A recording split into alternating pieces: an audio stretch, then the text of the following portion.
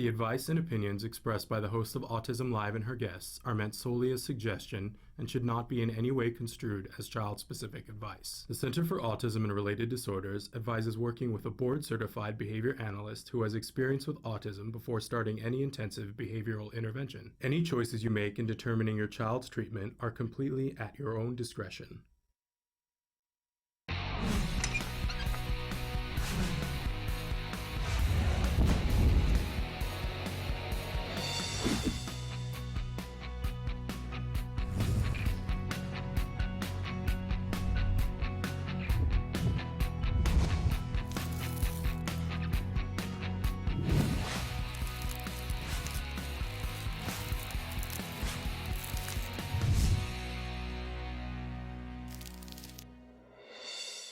Well, welcome back. For those of you who are still with us, we went away for, a 20-minute hiatus because we were having internet issues, building-wide internet issues. And those of you who are keeping track, we had building power issues last week. It's a very interesting time in which we live.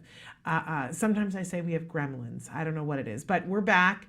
We're here right now with Evelyn Kung. She is the clinical director for the Center for Autism and Related Disorders, and she's here to answer your questions. I don't even remember. I know we were getting ready to address this first question that came in from Dubai.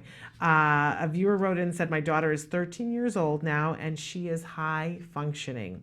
My question is as follows. My daughter talks a lot, but her conversation skills are very limited.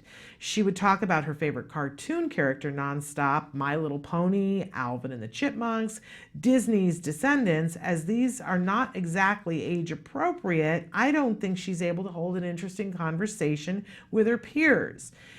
She goes to a mainstream school. Please advise, how can I help her increase her conversational skills? Also, I'm currently using skills. What part of it should be my most focus? Lastly, how do I transition the current skills to skills living, which we've talked about here on the show, a very new thing that is for people about the age of 13 or so and on up. It focuses on skills that you're going to need for real life stuff. So as I said, Evelyn Kung is here with us, and she is the clinical director of the Center for Autism and Related Disorders. Great question. What do you want to say? It's a great question. So many times we think that these conversations are that they don't know how to talk. Mm-hmm. But really it's the pragmatic language, the social conversation piece that's missing. And so within skills, the language curriculum is purely the fundamentals of language, making sure you have all the different parts of language, syntax, all of that. But when it ends, you move to the social curriculum because it's social pragmatic language that you're really interested in. The fact that this teen can talk about her favorite things is less has to do with the fact of like the way that she's talking. It's more the fact of how interested is she in, you know? Yeah. It has to do with the cognition part, the perspective taking part. And in order to have a conversation with your peers, you have to have some understanding of what somebody else is thinking or feeling or responding towards what you're saying. So at the beginning, we talk about knowing people's desires, what they want, what they don't want. But pretty much if you go through development, you start to understand what are people's preferences? What do they like to talk about? And a lot of times our kids come in with a highly focused interest on their own topics, and they have zero interest in somebody else's topic. And that's the reason they can't carry the conversation. It's not the pragmatics or that structural of taking turns and things like that. They know how to do that if it's a topic that's interesting to them. Yeah. But it's more of the cognitive part, the perspective taking part that's missing. They don't know how to observe and see that, oh, that child is always talking about animals, so they must like animals, so now I should talk to them about animals. Or if that person's always wearing the color blue or always has, all their clothing has sports logos on it and backpacks have, team names on it, then that person is really into sports.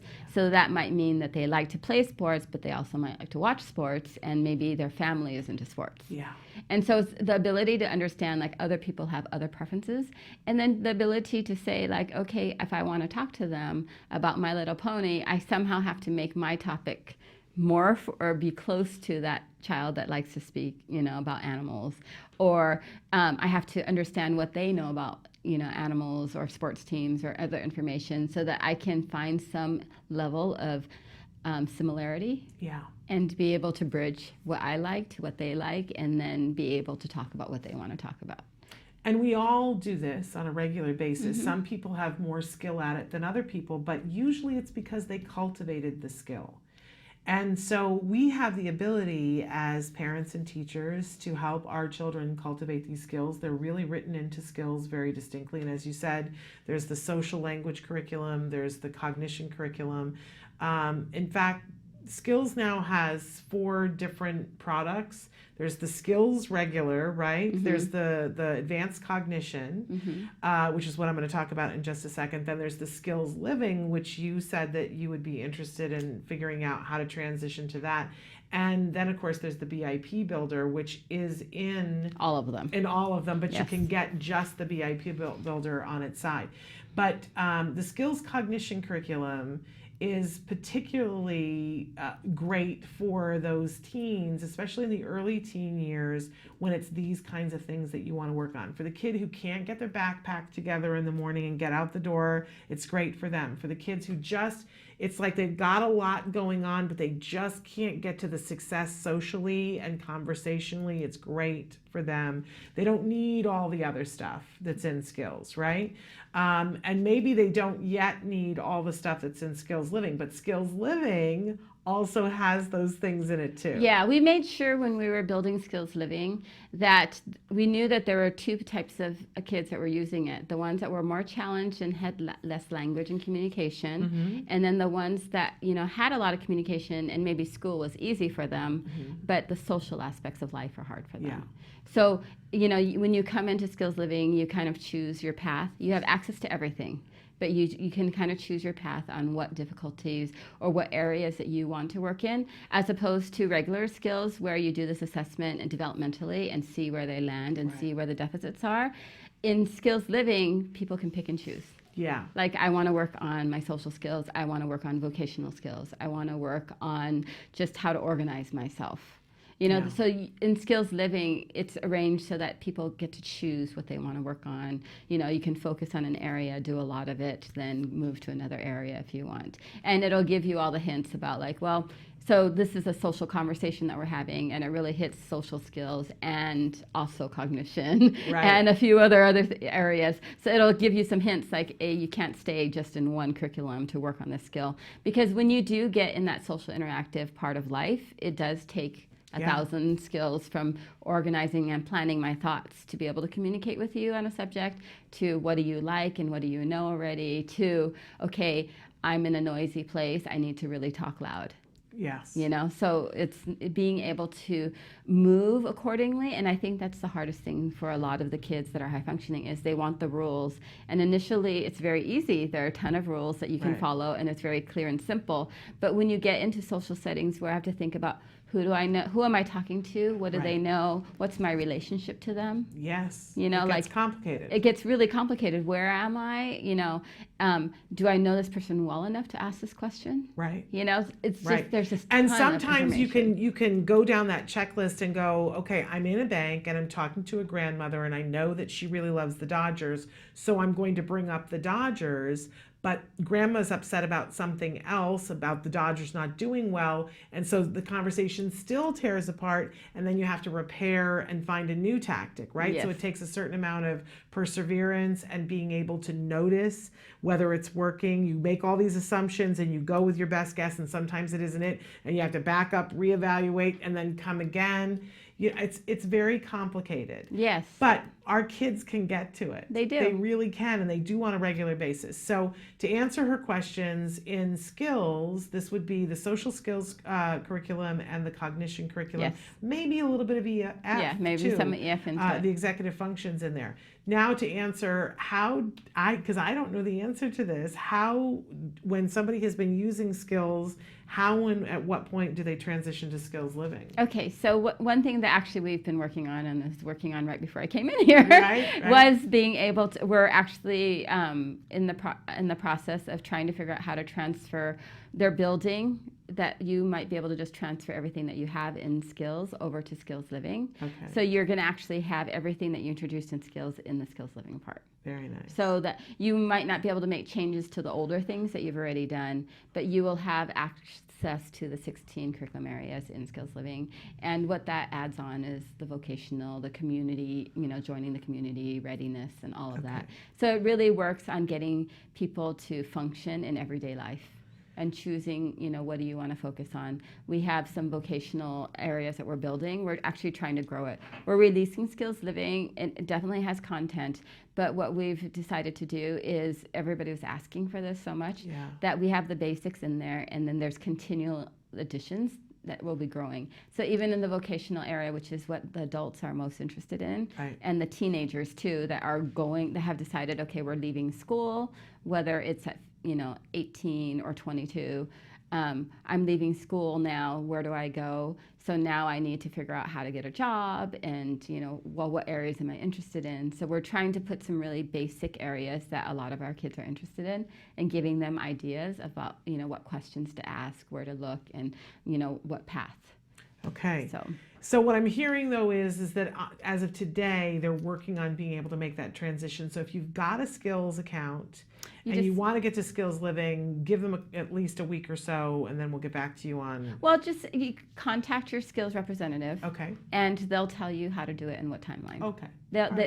They're already doing this. Okay. All right. They're already merging and putting things together and transferring accounts. So if you are external to CARD, just contact your representative. And then if you're within CARD, this is probably something that's going to happen over the next 3 months, most likely. Okay. So spectacular. Yes. Okay. I want to move on to another question. How do I convince my child they need friends?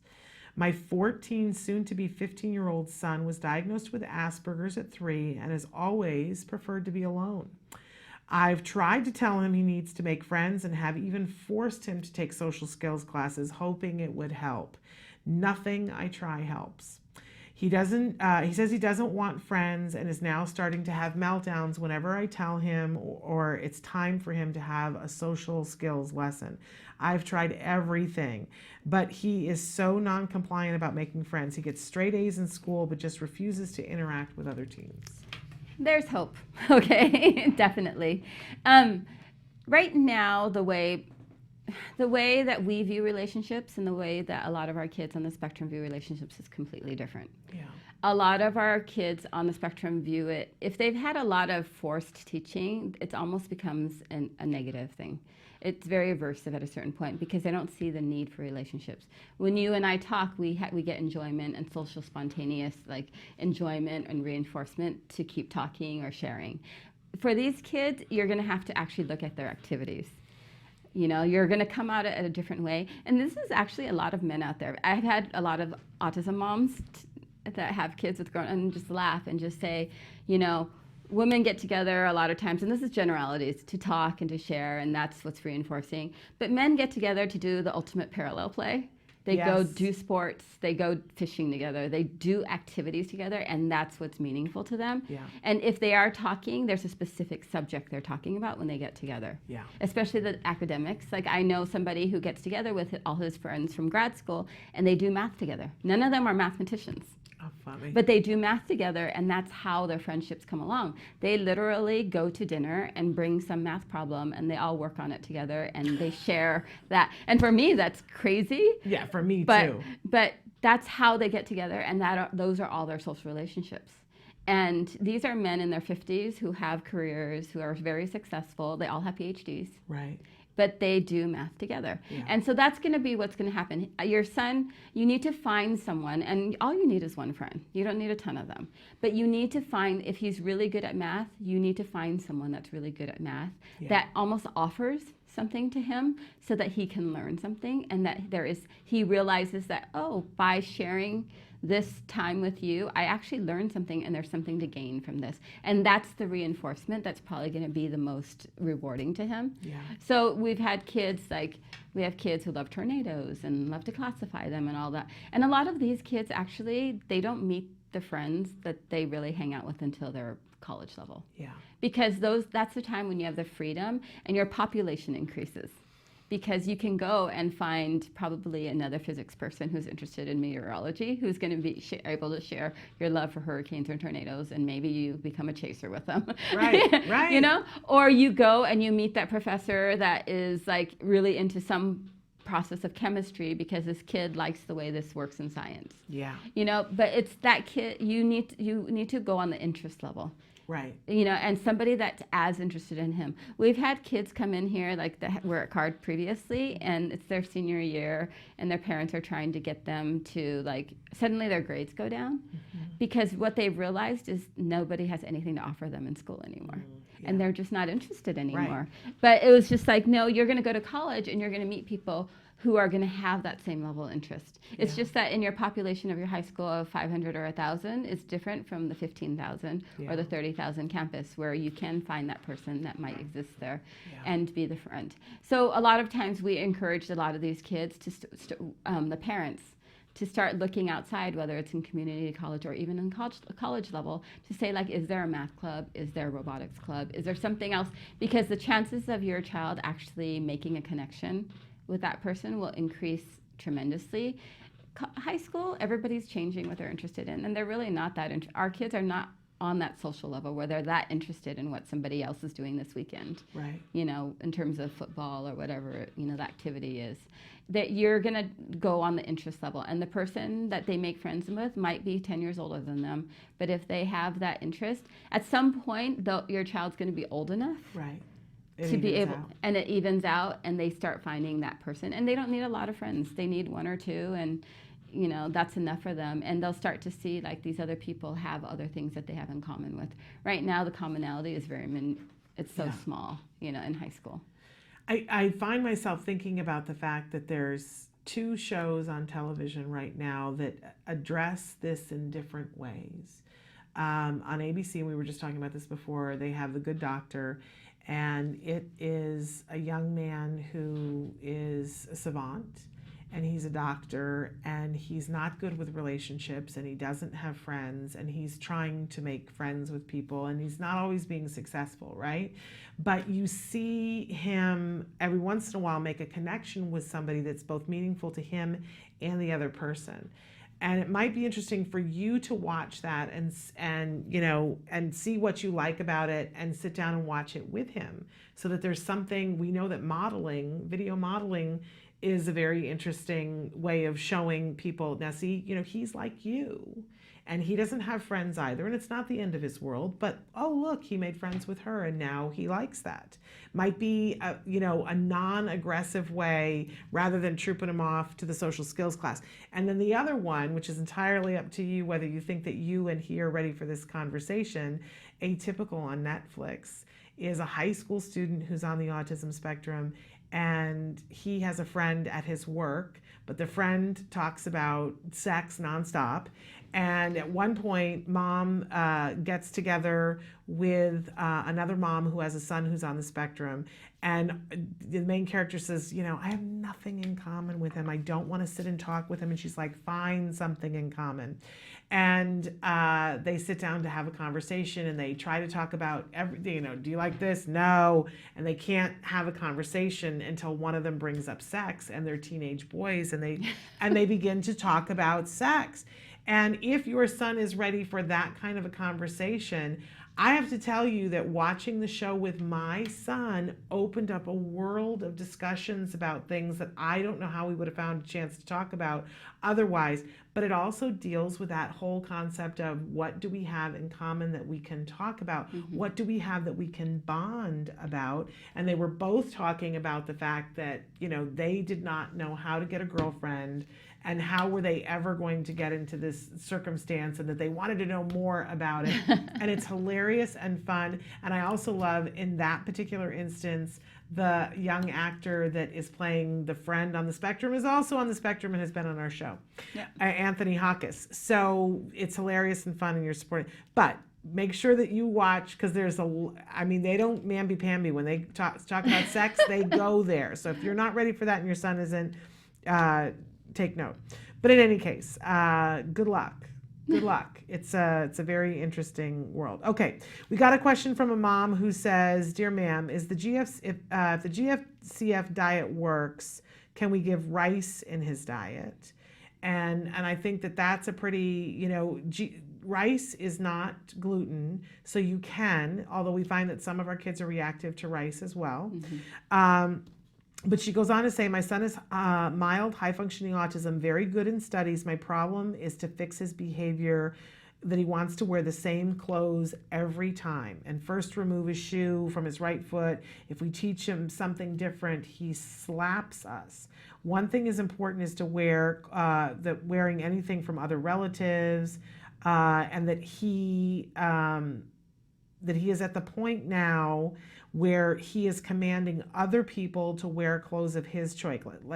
Like he shouted, "Wear red, please." And she says, "Please help, losing my son every day." And so.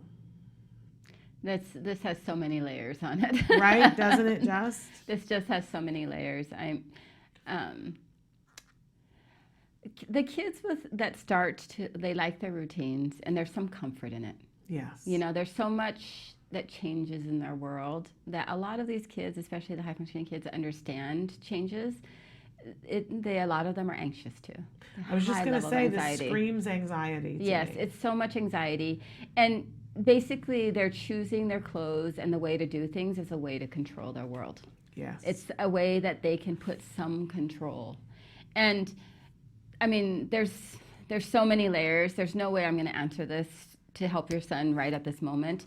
But, from the behavior analyst world, you need a good behavior analyst to help start to slowly teach him how to change routines and to be more flexible. But in the same line, you want to offer things where he can have full control. Yeah.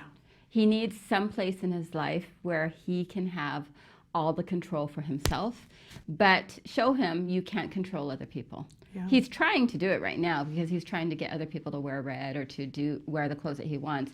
But this is him screaming, saying, I need some control, and I'm going to get control in any way that I can figure out possible.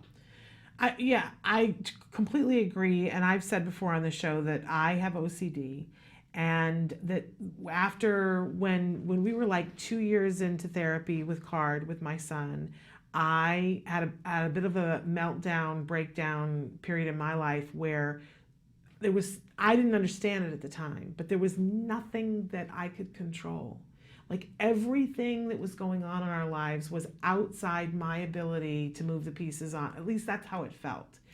And so when that happens, at a certain point, your anxiety goes up so much that you start to try to take control over anything. Yes. And I was driving myself and everyone around me crazy because, it was, you can't leave this here. It has to be here. And if it isn't, then everything else has to stop. And it was serious business with me, and I didn't recognize it, and I couldn't get myself out of it. And finally, my world just kept getting smaller and smaller and smaller because I couldn't control other drivers on the road. I couldn't drive my car anymore, and then I couldn't, go out of my house. I became agoraphobic for a period of time. And the only time I would leave my house, thank goodness at that point we were doing home therapy, so the therapist came to us. And the only time I left my house was to come to clinic at CARD. And I started to feel like that was all my life was ever going to be until finally, we got some help. My husband is fabulous, and we got cognitive behavioral therapy for me. And in the process of that, I got to the moment with my therapist where I realized, here's what's really bothering me. And it really isn't about this, that, and all the other things that I was freaking out about. And as soon as I did, it was like, and then I could do all the things. It was like a light switch. I could do all the other things.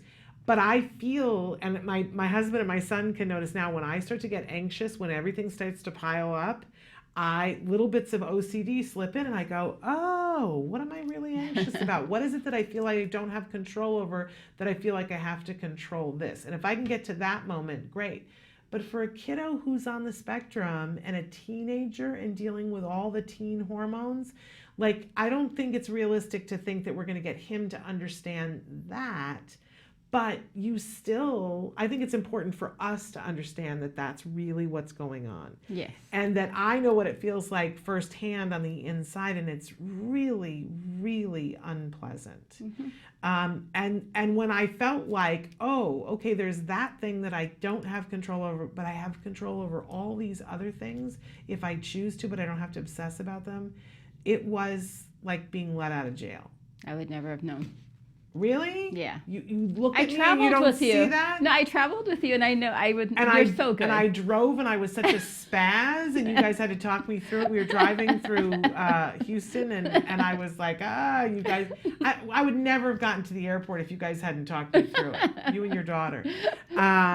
No, I'm very capable in some things, but there are some things that I really struggle with, I think, like most people.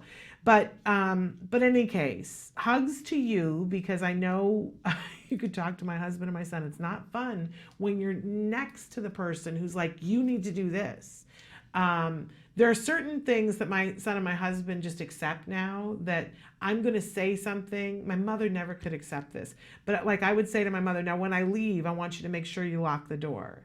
And my mother would say, am I 70 and stupid? Like I would not, like, why do you not trust me? And I would go, oh, this has nothing to do with you. I need to say it because that's the only thing I have control over. I don't really have control over whether you lock the door. So if I say it, then comforting. I feel better. It's comforting.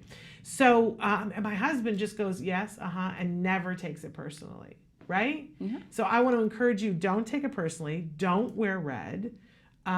But all the things that Evelyn said, give him as much control as he can to quiet his inner stuff that's going on. Because, being a teenager is about not having control. Yeah.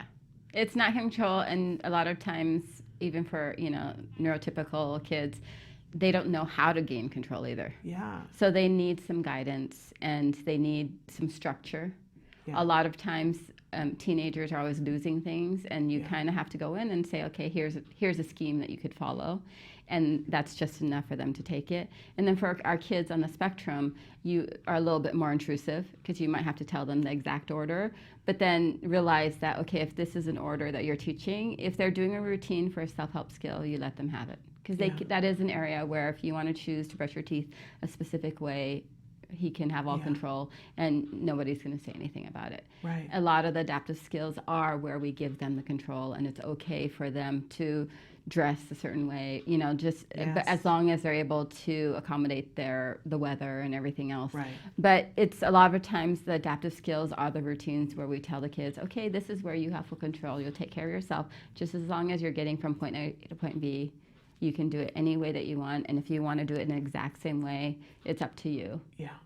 And that a lot of times that is where we give them the control, and then because we can't control social situations. Yeah. We can't control everybody else in the family. Yeah.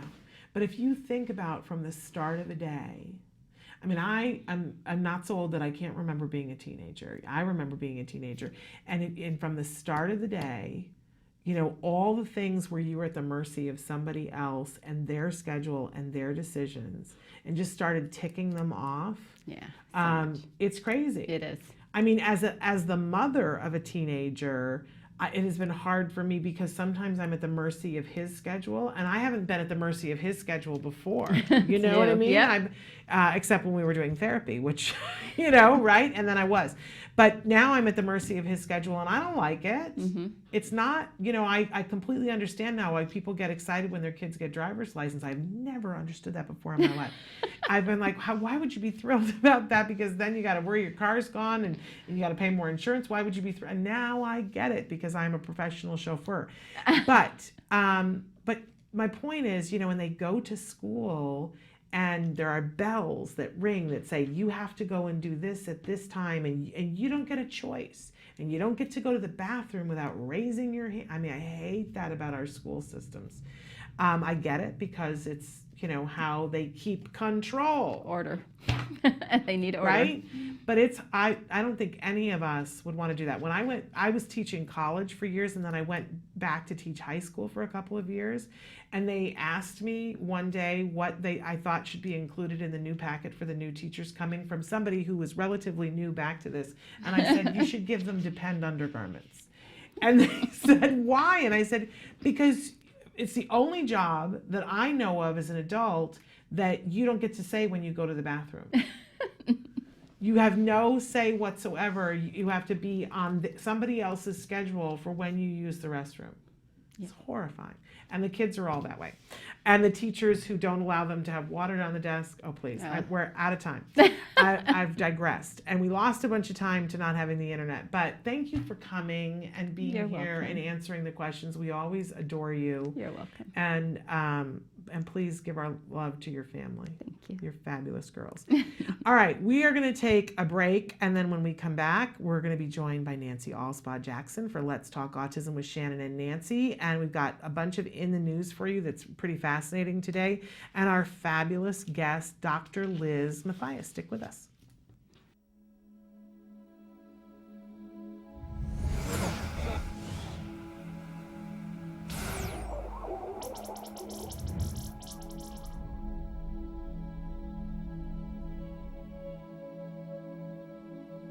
Nick was diagnosed with autism in 1994 at the age of 4.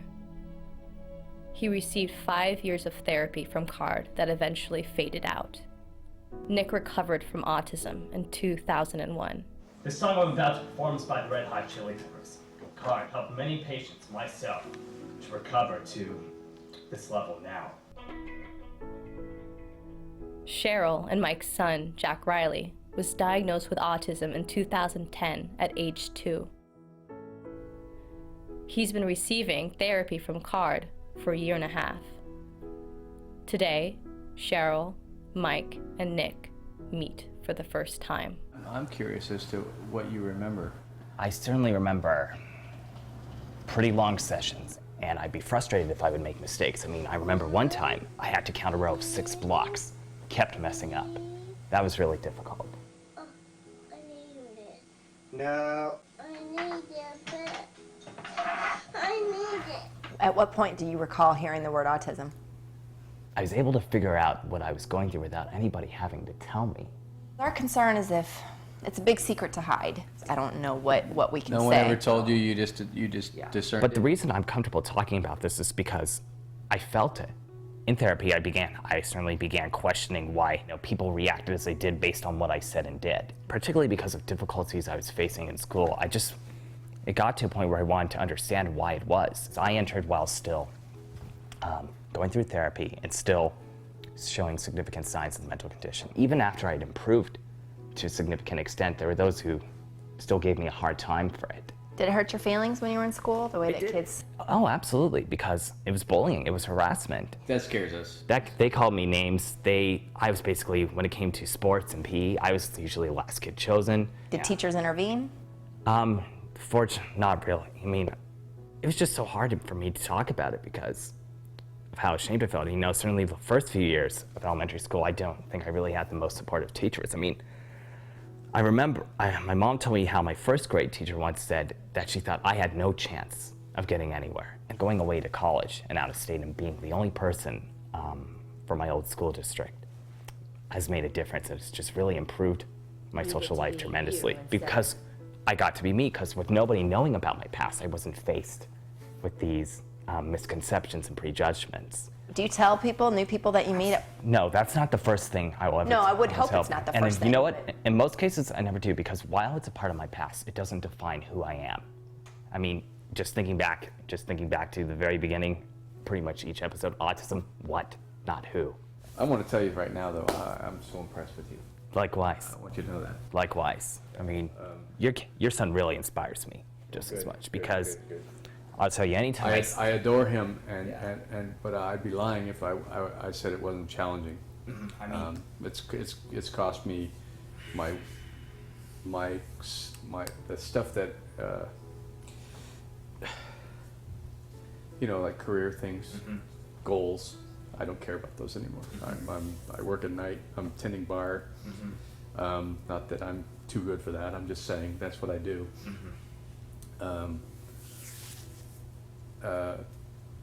I want him to have a chance. Right. And you inspire me now. Thank you. The feeling goes both ways. The feeling's mutual. Before you leave today, we would like you to meet Jack. I would love to. Hey, Jack Riley. All right, should we try this? I'm gonna try to take a picture of all of you. 1, 2, and 3. Jack Riley, you rock.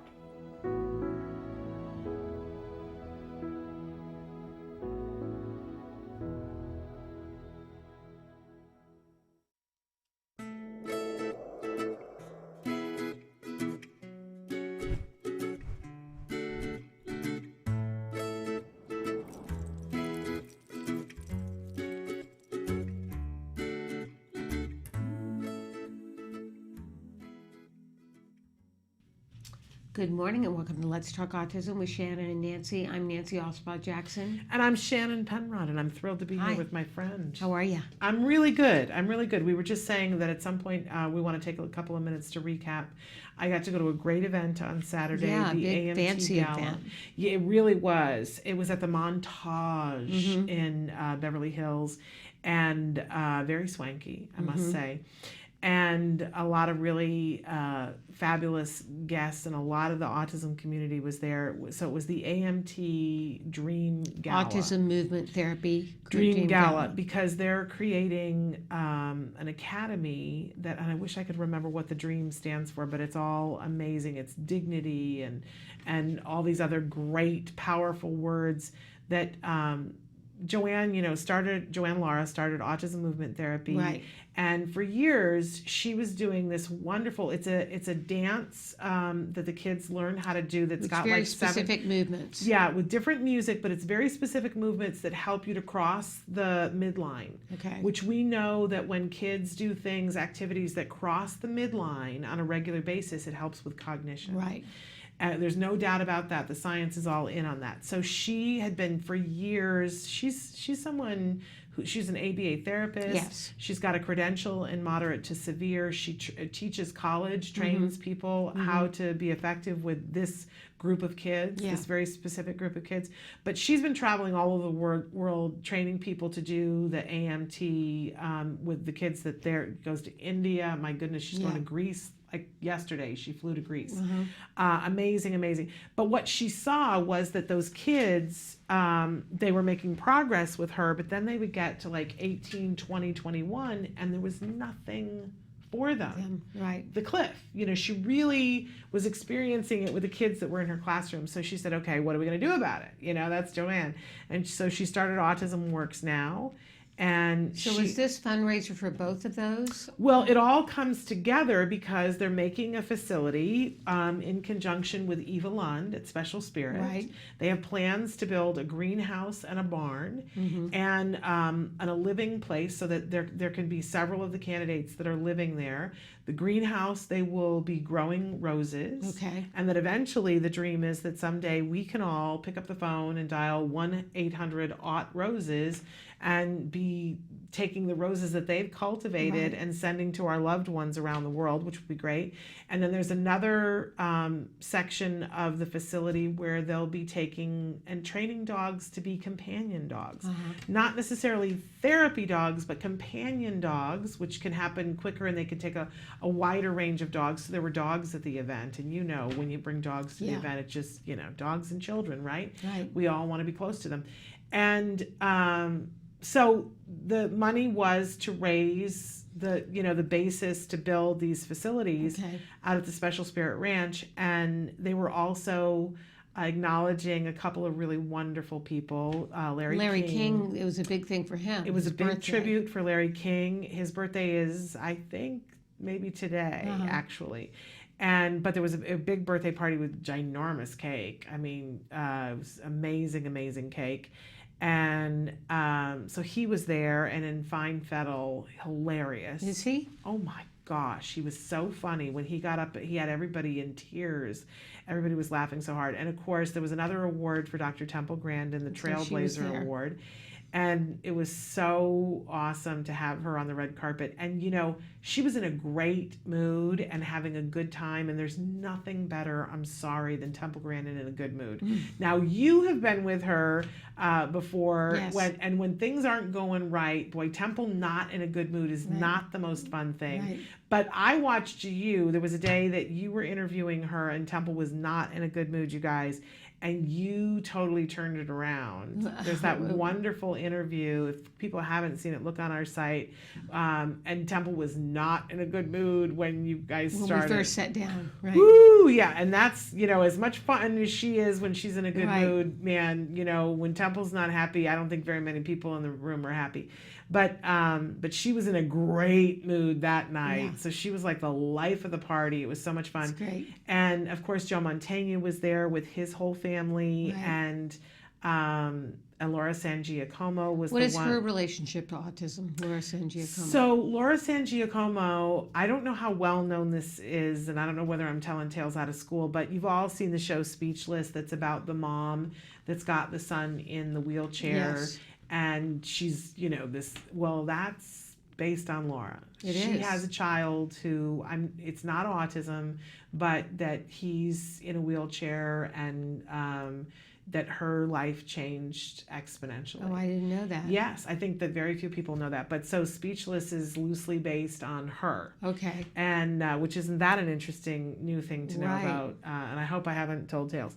But so she was there and introduced and gave the award to Dr. Temple Grandin, and it was really lovely and emotional. And there was a fascinating young man, Timothy Sykes, was also getting an award, the Humanitarian Award. He is the entrepreneur. You probably have heard of him, that when he got his bar mitzvah money, right? At 14, and it was $12,000. I want to have a bar mitzvah. Yeah, that's a right? heck of a bar mitzvah. Right? That's a heck of a bar mitzvah. But it was $12,000, and he took that $12,000 as a 14-year-old and started trading penny stocks. Wow. He went to Tulane University, and while he was at Tulane, became a millionaire trading his penny stocks from his bar mitzvah. So That's now, amazing. right? So now he travels the world. He has something like 23 schools that he has built in different locations, Right. far-flung locations, to help people who don't have schools. And he tutors people in how to make money the way that he did, and has built quite an empire. Right. And so he was getting the Humanitarian Award, and he was lovely. Yeah. And it was lovely to see him be there because he's written some pretty sizable checks Right. to the whole, to Autism Works Now and to the Dream Alliance, and so it was great to be there. There were a bunch of the candidates from Autism Works Now that were there, and for him to meet them and Yeah. be a part of, we covered that on the red carpet. You guys can watch it, and that was really fun.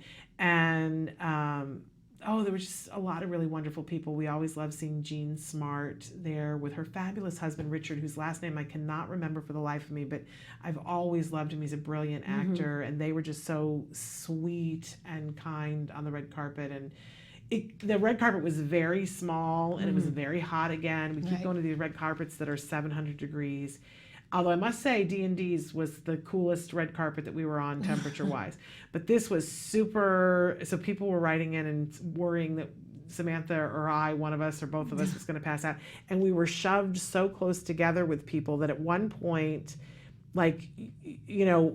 I was standing there with Temple Grandin, Larry King, BJ, who was from Shout Out for a Cause, was Right. interviewing Mary Hart, and Bert Sugarman and Joe Mantegna, and we were all standing in a space smaller than a small elevator.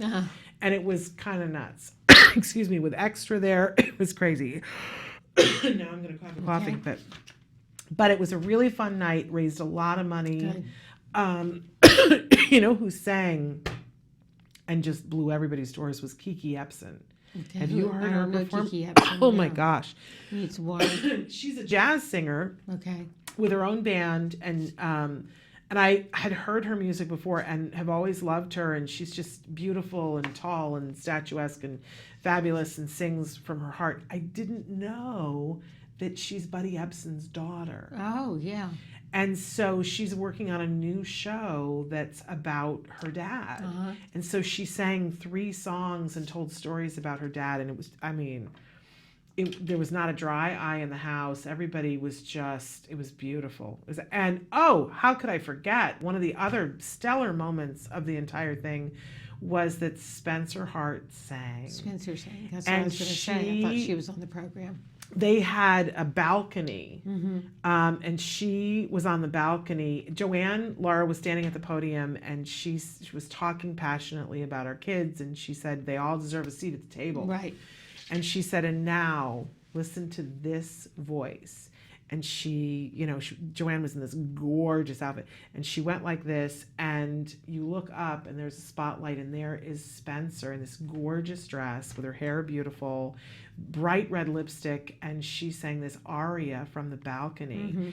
And the thing that was super duper fun is that a bunch of us in the room knew that Spencer was on the spectrum, but a bunch of people didn't know. Right. Excuse me. And so Spencer sang, and I've never heard her sing better. She was absolutely stunning. And standing ovation. Standing ovation, everybody stood and just, woo, this is fabulous. Just chills, right? And everybody sat down, and Joanne started talking, and she said, wasn't that wonderful? And she said, in case you were wondering, Spencer happens to be on the spectrum, and everybody was like, that ripple that goes through the audience. And she said, and she has a seat at the table. And again, everybody went, wow, it was great. It was really, really great. And I hope that a lot of money was raised. There was a lot of items being auctioned. It was really super fun. Well, it sounds like a great event. I'm sorry I missed that night. Yes, because we would have loved it if you had been there. But the next day I had a birthday party for Wyatt, and I was putting some things together. And we were at the birthday party, and it was really fun. Jen really enjoyed it, and I had a good time. Yeah. And it looked like Wyatt had a good time. He had a great time. And sometimes you just got to be a mom. I mean, sometimes, that's the deal, and you just got to be a mom. But everybody was asking. Well, I missed you, and I'm glad to hear. And on the red carpet, I told you this before, but to tell them, we're going to invite her to be on the show. But Erin, and I don't know what last name she goes by now. Erin Murphy. Okay, so who was the original Tabitha from Bewitched.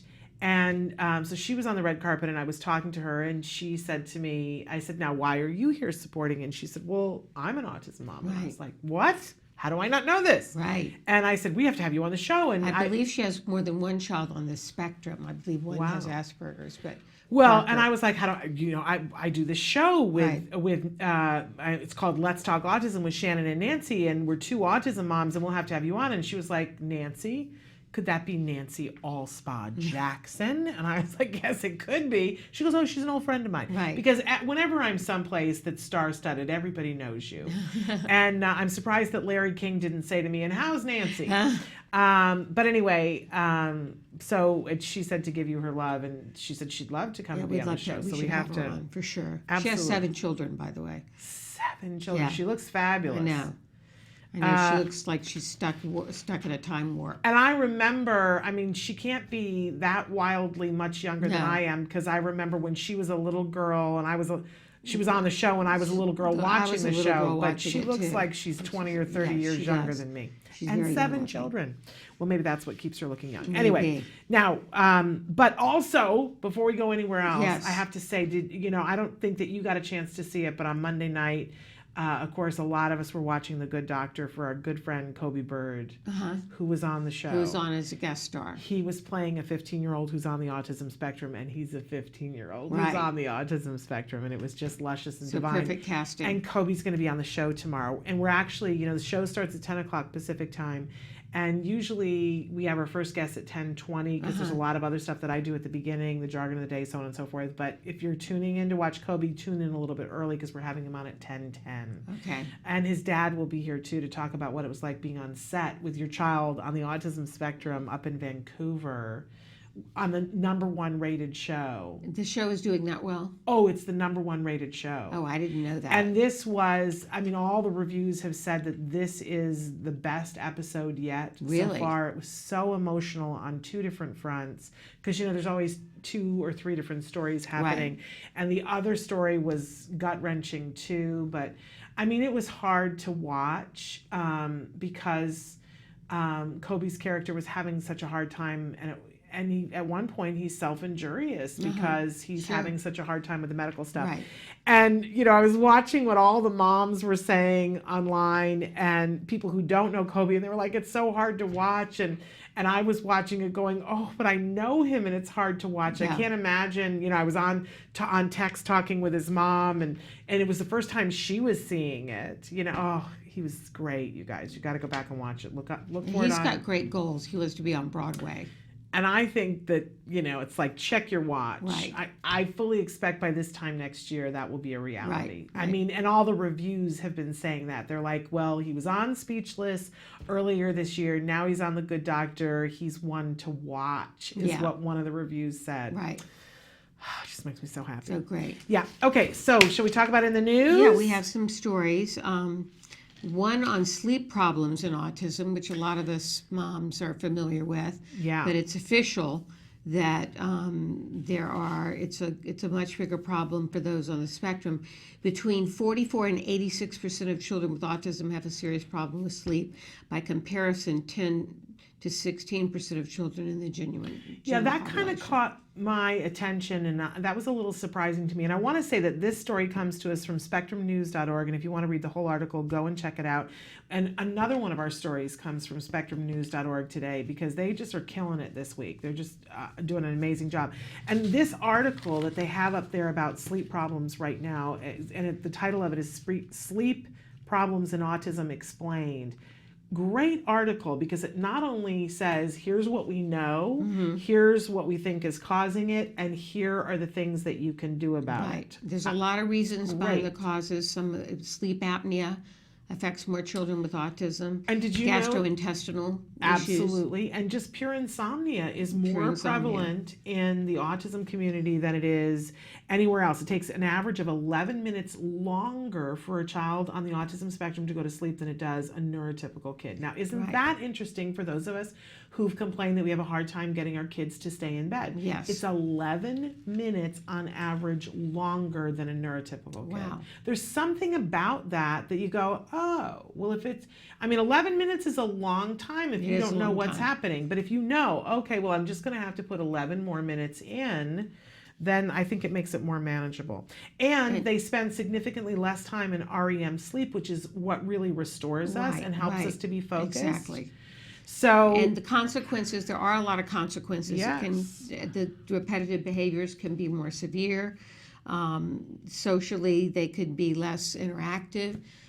Just general tiredness can exacerbate all kinds of existing conditions. And they go on to say in this article that there hasn't been a really big study to show what the effects of getting good sleep actually are, but it doesn't take, a big I know what leap. the effects are for me when I don't have a good night's sleep. Right? So they do go into some different things that you can do, and I thought it was really interesting that there are new ways that you can do a sleep study to see if your child has sleep apnea. And I have gone in a couple of times now for sleep apnea tests where you have to go in and they paste all this stuff in your head. And both times that I went recently, there was a little kid in the next room and they were having a really hard time. And one instance, it seemed to me that child probably had a diagnosis, and the other one, it did not seem that way to me. I mean, you don't know, but I can't imagine. It was uncomfortable for me, and I couldn't go to sleep. Right. But so they're saying that now there are ways that you can bring that equipment home, and that there's a new thing called actigraphy, which is a wristwatch-like device that they just put on you, and it tracks a lot of the same things that the old, when you would go in and get all the paste and stuff in your hair, it tracks when you turn over, it tracks your eye movements, it tracks your respiration and all of those things. So something, if you've been afraid to ask for a sleep study because you thought it was going to be this horrible thing, you can go in and ask for this. But there are other things that they have suggested that could help with sleep that I think a lot of times we just don't even consider. And that's establishing a routine and keeping it. We hear a lot about that, and having the lights out at a certain time. Right. Having, the bath and bedtime at the same time each night. And getting up the same time in the morning, even on the weekend, which, nobody wants to do when you've got a teenager. But the other things that were a little interesting to me were adjusting the temperature and the lighting in the room. And for some kids, that's going to mean making it warmer. Some kids, it's going to be making it cooler. But I don't tend to think about that when I think about sleep issues.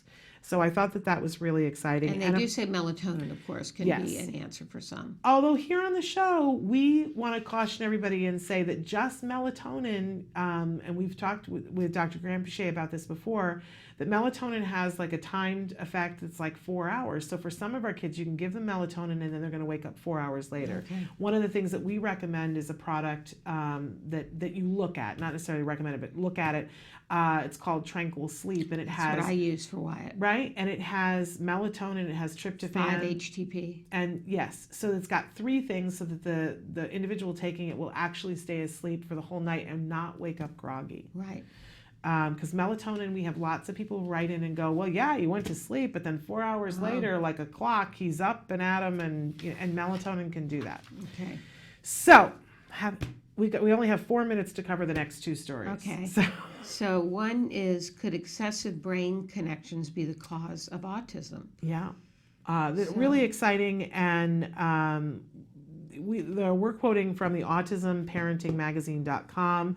This is a study done at Washington University School of Medicine, and we've had people talk about this before, that there's something that happens in the autistic brain that it all of a sudden around 2.5 it just grows, and what they're realizing is that some of these connections, what happens is that this is why we see sometimes savant. Yes. Because they've found the way to get through to the connections, but for other kids it can lead to being confused, not being able to focus, and that there are a couple of different genes that they're looking at specifically that are really interesting. So you can check it out in Nature Communications Journal to see how those excessive synapses are potentially causing the autism symptoms, which could be interesting. And then our last one is fascinating stuff to me. Yeah.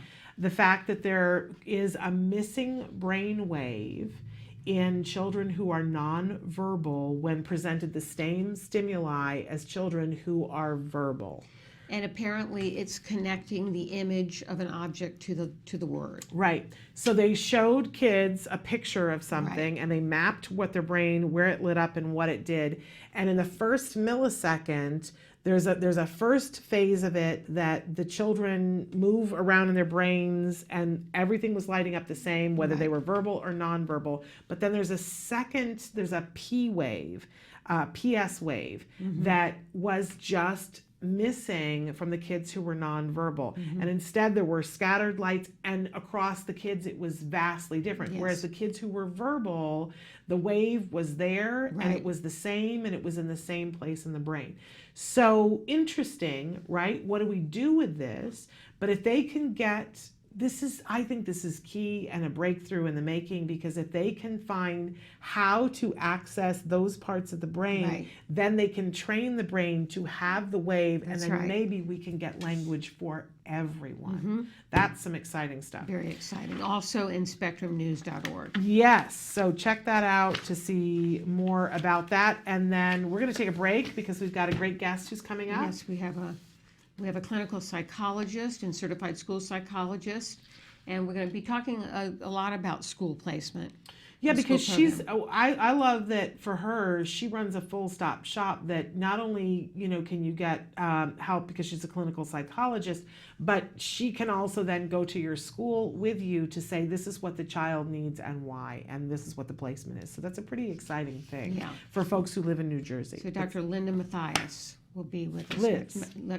Dr. Liz Mathias, and I hope that the last name I pronounced correctly. We'll see, because I've been saying it that way too. Okay. So she'll tell us. We're going to take a short break, and we'll be back with her after these messages.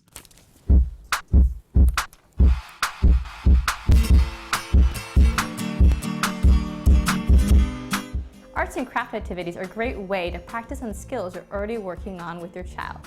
For the month of November, we'll be making a paper corn. The skill we're going to be focusing on with this activity is fine motor, more specifically the pincher grasp. You'll see why in just a moment. Depending on the skill level of your child, you can also have them help you fold the paper, trace the silhouette of the corn, or cut it out. It all depends on what you want to be focusing on today. The materials you'll be needing are paper, tissue paper, a pencil, glue, and a cup of water and paintbrush if you're using the wet glue. scissors, and a template you can download from our website at facebook.com/autism-live. And don't forget to like us while you're there. Or you can always just draw it from your imagination. All right, let's start the activity. First I want to do is take my tissue paper I bought from the store and turn it into strips that I can then turn into squares. Again, they don't need to be perfect squares because we're going to be changing its form anyways in the end. All right, and as you can see, I've done it to several different colors. I cheated, and they're all right here for me to use. All right, the next thing we want to do is to make the shape that we're going to be gluing all the kernels onto. I have my template that I already downloaded from facebook.com/autism-live, and now I'm going to use this to make the form that we're going to be gluing onto. I'm going to take one of my pieces of paper, I'm going to fold it in half. This way the corn will be symmetrical. Once it's been folded in half, I'm going to take my form and then I'm going to trace around it. And again, depending on your child's skill level, either you can do it or the child can do it. But again, the focus of this activity is the pincher grasp. All right, now that I have it traced, I'm going to cut it out.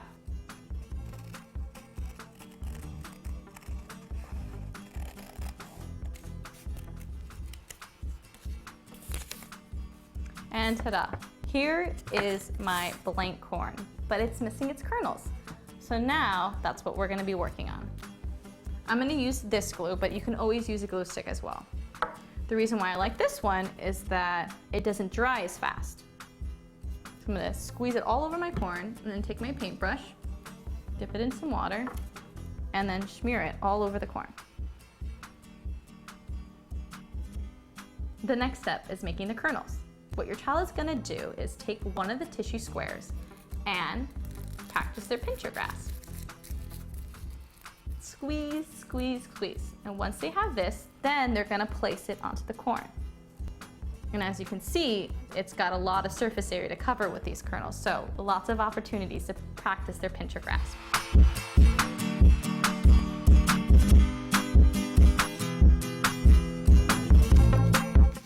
And ta-da!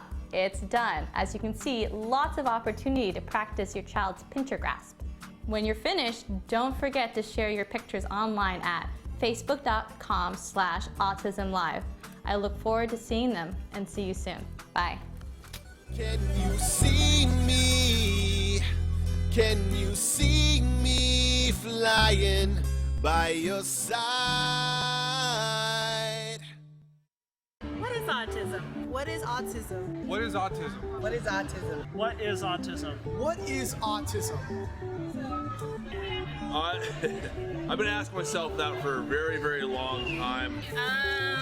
Let me think about that one. Trying to, Jeez. Let me think. Oh man, that's a rough one. Yes.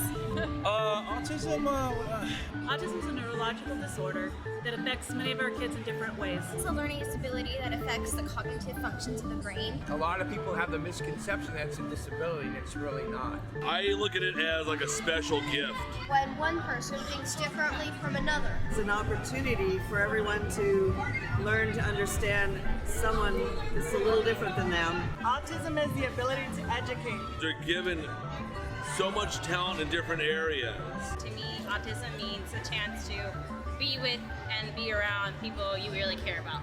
Autism is beautiful. It's a way of seeing the world differently. It's always unique, totally intelligent, and sometimes mysterious. Happiness that comes out of my son's hard work. It's a movement. Unpredictable. That's right. Awesome. Love. The field I want to work in. Laughter, fun, joy. Autism is beautiful to me. I want you to remember these three words. There is hope.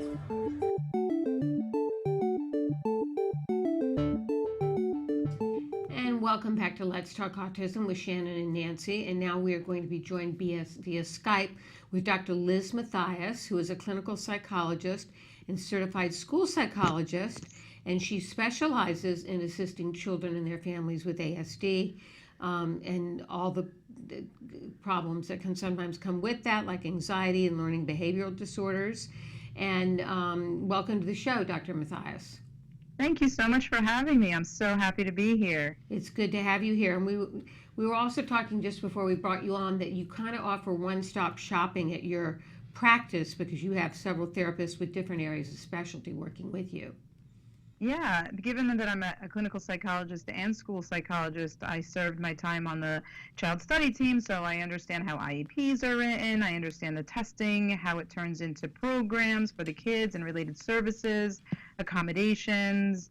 So I really took all of that knowledge when I chose to go into private practice and to use it. I got frustrated being on the child study team. You know, there's only so much that I can do, but in private practice, I have a lot more ability to work with the families and address the home and the school and to put everybody on the same page, which I really love. I love putting everyone together, so we're thinking holistically, because I'm not a big Band-Aid person.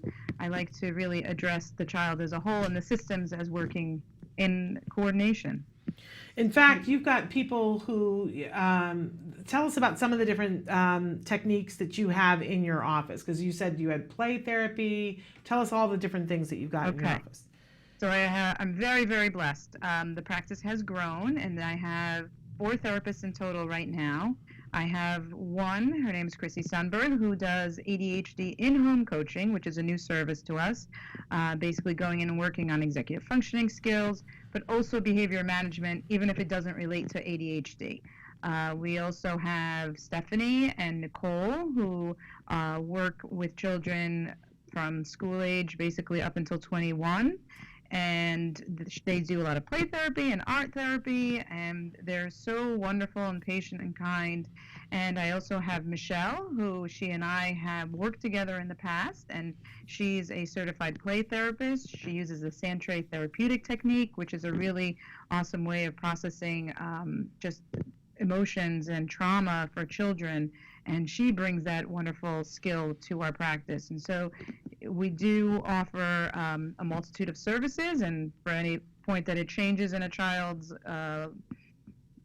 life, they can always come to us and we can meet their needs in different ways. I do a lot of parent coaching, so I will go over IEPs, I'll test, all of that great stuff to really help parents keep track of the big picture and think about what is the next step, what else should we, what other information is needed, and how can we incorporate this into the child's program so it's meeting, the school-based program is meeting their academic, their behavioral, their emotional, social skills.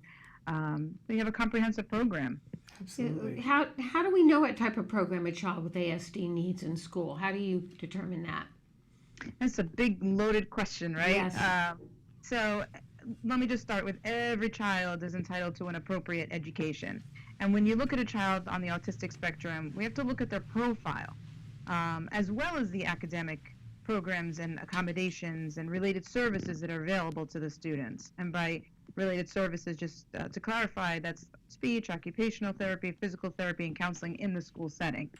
And when I say profile, I mean taking a look at the child's academic skills. How are they functioning academically in terms of reading or writing or math? What are their strengths? What are their weaknesses? How do we use their strengths to compensate for their weaknesses? And what's their learning style? That's a big question that I like to answer, so that when we're taking that child's information to a teacher or school, we're saying, this is the kind of learner that the student is, so let's not reinvent the wheel, let's try to minimize frustration. I also think of a child's profile as social skills. How social is the child? What are their areas of passion? Who do they enjoy interacting with? Do they enjoy interacting with mainly adults, younger peers, older peers? And what kind of things do they enjoy doing with other kids? So that's 2 main areas right there, the academic skills and the social skills. The emotional skills is another area. Is this child anxious? Are they inattentive? Are they aggressive? You know, these are all things to take into consideration. Behavioral needs. So does the child have environmental triggers or internal triggers? Do they need a high, medium, or low level of support on a daily basis, just to get through the day. And finally, I think of profile being also sensory needs. That's a very big part of any child with special needs profile, not just ASD, but sensory needs. Is there a sensory processing disorder? And if there is not, what are this child's sensory needs anyway? So are they sensitive to sight or sound? Do they need deep pressure throughout the day? Do they need movement breaks? Do they need time to decompress during the day? So just to begin, these are all the variables that I feel like they need to be considered when we're looking at a child's needs and their academic arena, where they need to be. So I love that. I love that you take all those things into consideration. But then from there, a lot of parents go to the school and they sit down and have the meeting, and the school will tell them about one program that they have. And most of the time, a new parent especially has no idea that that is a choice and that there are other choices to choose from. So I think, first of all, I would imagine that having you on the team, that you are aware of all the other things that they could have been offered. But even for the parent that does get offered more than one thing, a lot of times we don't know what to choose. So then I'm assuming that you tell the parents all of the choices and then help them to pick out what's appropriate? Right, and we do that all before the meeting. So we'll sit down and, when we sit down for the intake, I'll say, provide me with all this information. Let me get an understanding of the whole picture. Now let's take a look at what kind of academic support your child is going to need. Sensory support, social support, emotional support, behavioral support. Now your district may be saying, okay, we have this one class or this one program. Well, the beautiful thing that I think a lot of parents don't know is that there is latitude. It can be modified to an extent. But, the one thing I do know from working in private schools and public and private, is that public schools sometimes don't have as much flexibility because they have a structure to go by. And in the private schools, you have a lot more latitude, really the bottom line. So there's a whole bunch of options available to students, and it really is an art. It's not a science, it's an art. It's a big dance that you do, and knowing that there's no one-size-fits-all program for any child, and it takes a lot of dancing, which I'm more than happy to do and hope that the school joins me. But the way I see it, that there's a whole bunch of different options. There's the self-contained classroom, which is the most restrictive. And that's one classroom. It's a small group of students, and they're there for all their academics. They generally will travel together for all their specials. They may join their general ed peers for lunch and recess, depending on how much need that there is, or if they need more support on the playground or at lunch. Then there is the resource pullout for all the major subjects, which is a separate classroom for a smaller group of students, but they stay there mainly for their academics, and then they leave and join their general ed peers for their specials, lunch, and recess. Then there is the in-class resource, which is general ed and the special ed teacher co-teach together for particular subjects. And let me take one step back. The resource pullout can also be for individual subjects. So it can be for all subjects or just a few subjects. And the child comes in and out of that environment and goes back into the general ed environment.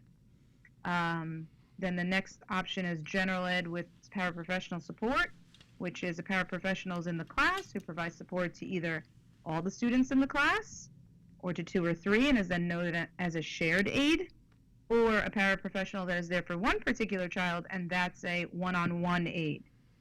And then your final option, which is the least restrictive, is general ed with no support, where it's just the child is in the class with the teacher. So that's all within the public school environment. The private school environment, that's the out-of-district, that is the most restrictive because there isn't very limited exposure to general ed peers, if any at all.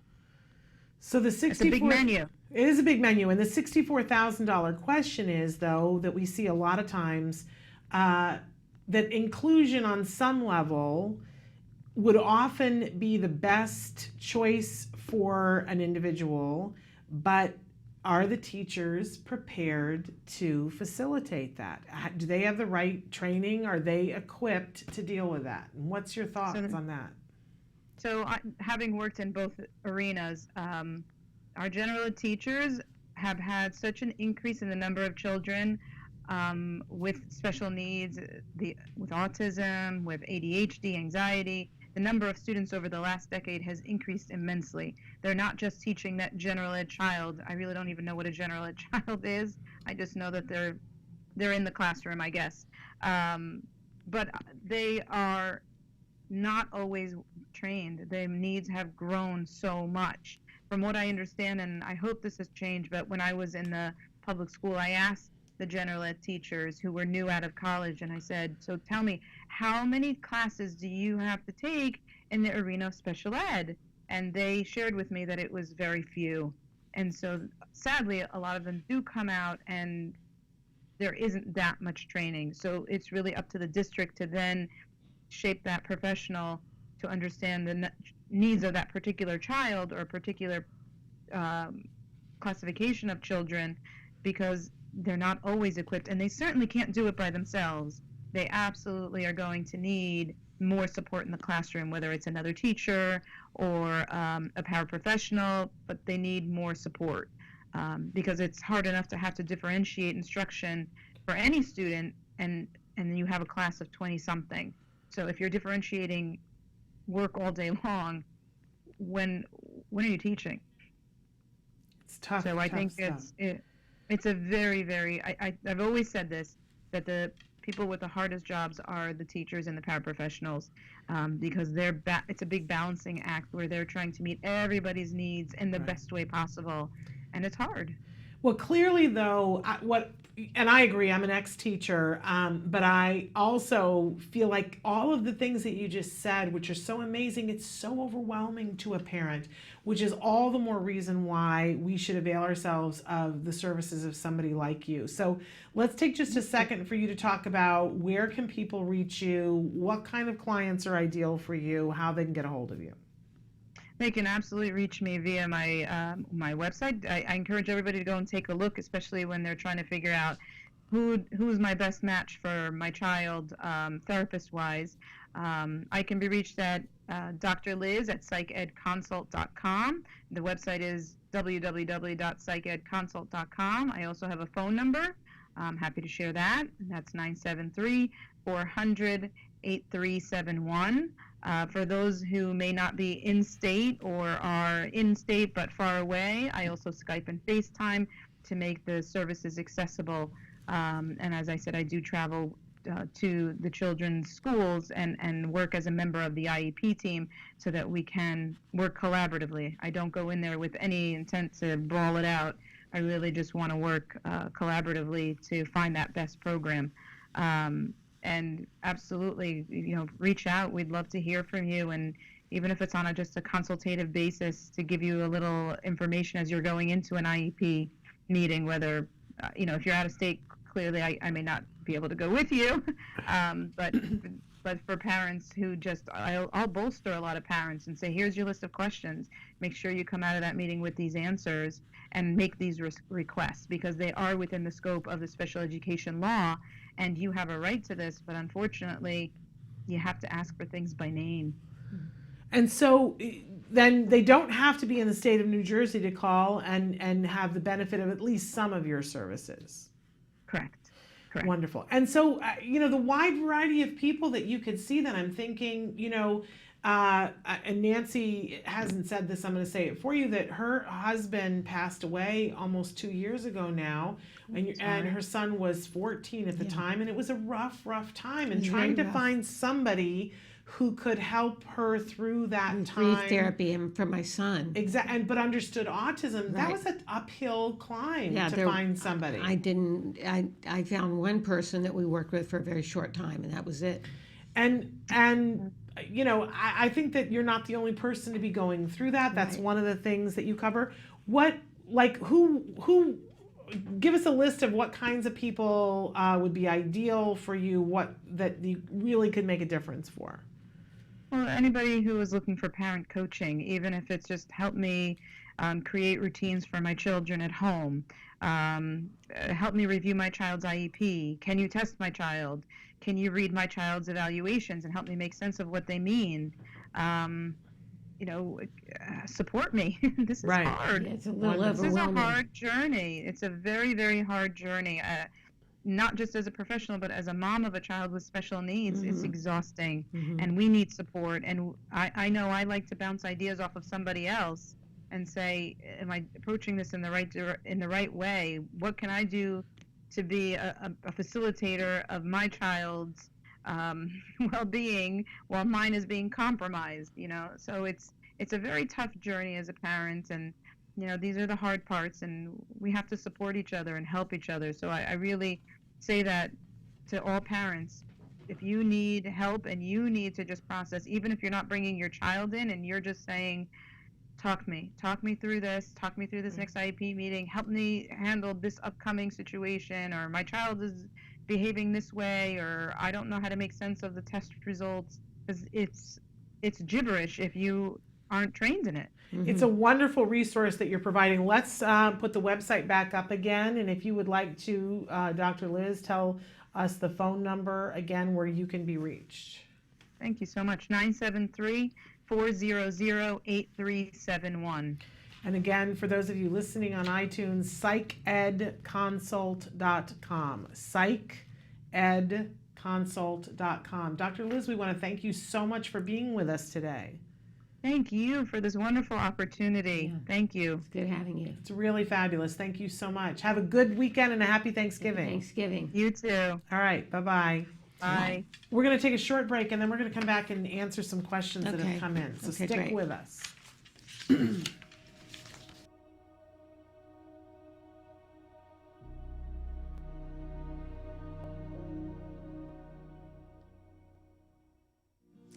If you're watching Autism Live, chances are you care about the life of someone, or perhaps many people, living with autism. You spend countless hours trying to make a better life for them. It may not have been easy for you to watch the show today. You know, sometimes you could be juggling so many balls in the air, you feel like a circus performer. I remember recently saying to a friend that as the mother of a son with autism, plus all the other challenges in my life, I feel like I'm carrying a tray full of glasses of water, and that if one of them topples over, the whole thing is going to go crashing down. This empowerment moment is all about you. Now, I'm not a doctor or a therapist, but over the last 9 years in my autism journey, I've learned some things that have helped me shift from being a victim to having hope. See, I've been in that place, down on the kitchen floor, on my knees, praying for answers of what happened to my child. I've been in that place, covered with blood and tears, after one of Wyatt's giant tantrums, where I said, "Where has my fairy tale life gone?" I have a feeling you're a member of that kitchen floor club too.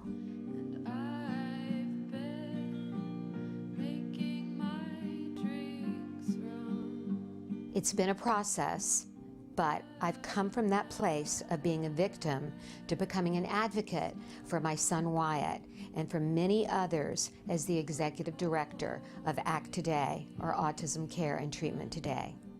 Let's start with reframing the way you think about yourself and your child. I want you to say after me, "I'm an activist." That's right.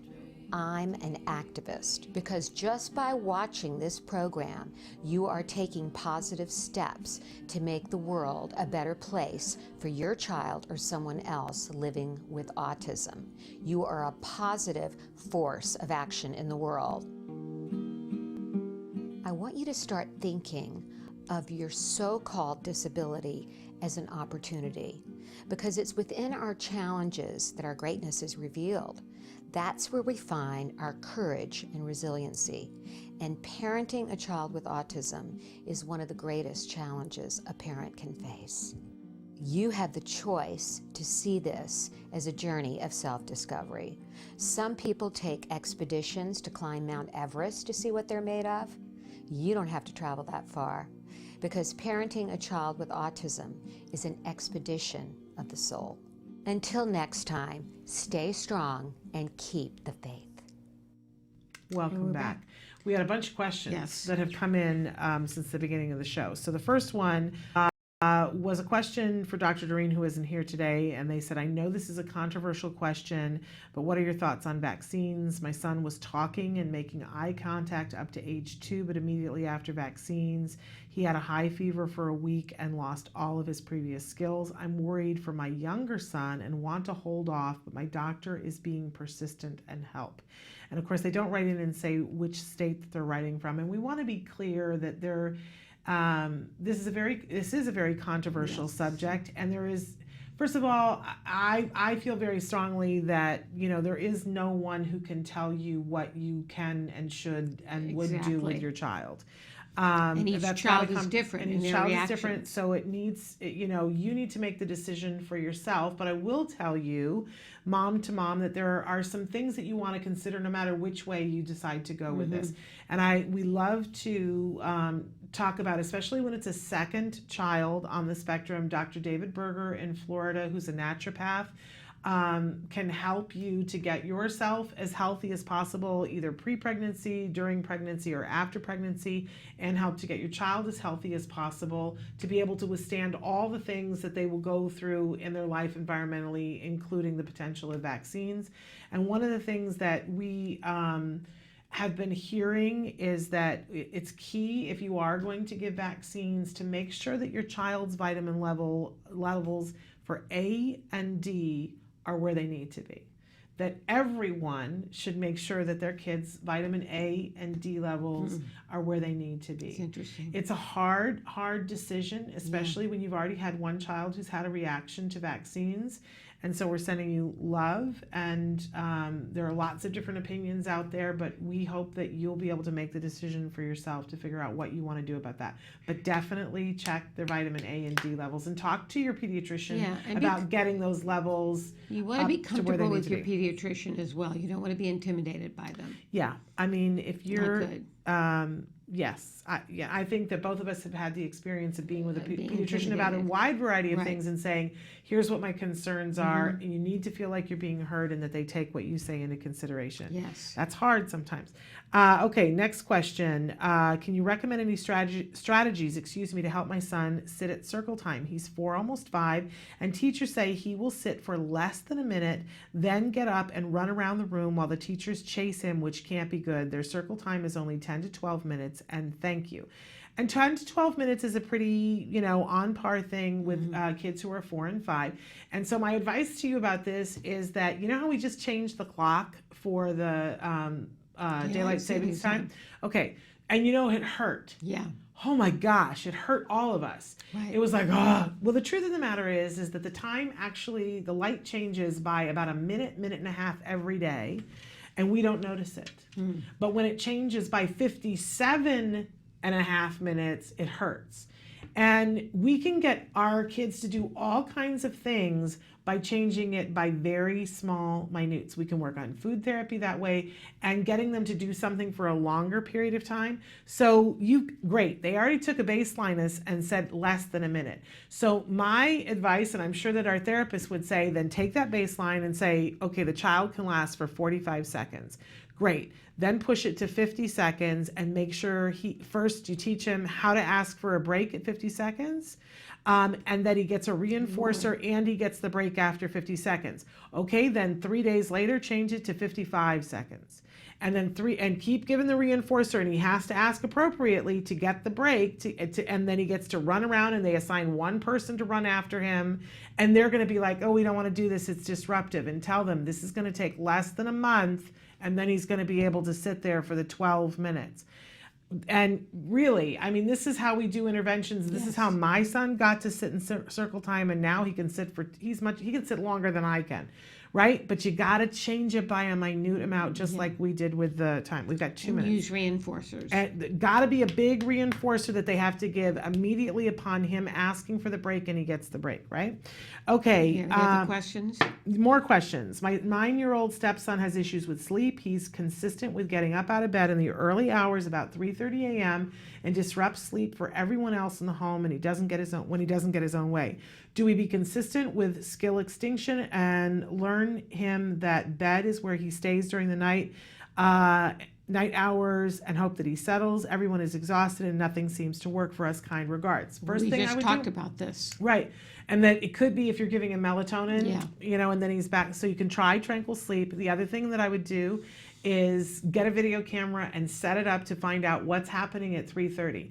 It might be the neighbor's sprinkler that's going on, right? We've had that happen, or it might be the neighbor's dog that barks because the guy gets up to go, put the newspaper to bed or whatever. So one night, put the camera in the room to see what's actually happening, right? And then watch our videos about the bedtime pass. And see if you can, give the tranquil sleep if it's right for your child and their doctor and so on and so forth. I'm not a medical doctor, so, look at the ingredients, decide for yourself. But definitely check and see what's happening at 3:30 in the morning, and start the bedtime pass where he gets a big reinforcer if he doesn't get out. Saying to them, you can't get out of bed. Man, we've all parented that way, right? And it's the path to being tired and deranged, right? Instead, don't do that. Reinforce when he stays in bed. And when he doesn't do that, nothing happens. It's, no party, no wonderful. Okay, let's see if we've got, we're out of time. I'll try to get to it tomorrow. Don't forget, tomorrow on the show, Kobe Bird from The Good Doctor is going to be here with his dad, Nick. That's going to be exciting. Bonnie Yates, and it was Bonnie's birthday yesterday. Happy birthday to so Bonnie. We're going to do a big birthday shout out to Bonnie tomorrow, and then we're going to end the show with Jordan Kamnitzer and his wonderful girlfriend Tony. I'm telling you, you're going to be inspired tomorrow. Make sure that you're here. It's our last show before Thanksgiving. We'll get our grateful on, okay? Until then, give your kiddos a hug from me. Give yourselves a hug from me. Bye-bye. Bye-bye for now. All right.